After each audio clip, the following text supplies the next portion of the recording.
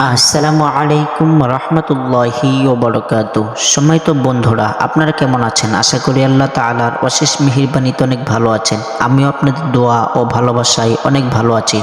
সম্মানিত বন্ধুরা, আমরা আজ আপনাদের সামনে নিয়ে এসেছি মেঘ দেখলে যেই দোয়া এবং আমলগুলো করবেন। তো সম্মানিত দর্শক, সেই সম্পর্কে জানতে আমরা ভিডিওটি ধৈর্য সহকারে শেষ পর্যন্ত দেখতে থাকি।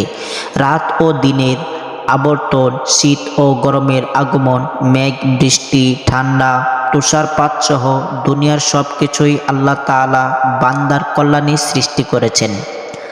আর আল্লাহ তাআলা প্রিয় নবী সাল্লাল্লাহু আলাইহি ওয়াসাল্লামের মাধ্যমে প্রত্যেক জিনিসের কল্যাণ, অকল্যাণ ইত্যাদি বিষয় বান্দাকে জানিয়ে দিয়েছেন।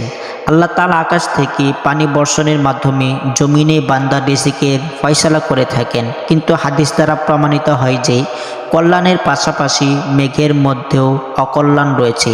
তাই আকাশে মেঘ দেখা গেলে তা যেন বান্দার কল্যাণে আসে এবং সব অকল্যাণ থেকে মানুষ মুক্তি পায়, সেই দোয়া করা মানুষের জন্য জরুরি।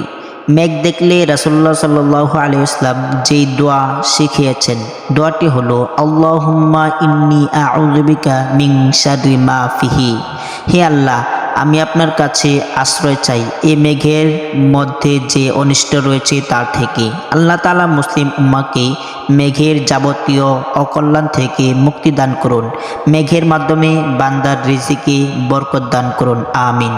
আসসালামু আলাইকুম ওয়া রাহমাতুল্লাহি ওয়া বারাকাতুহু।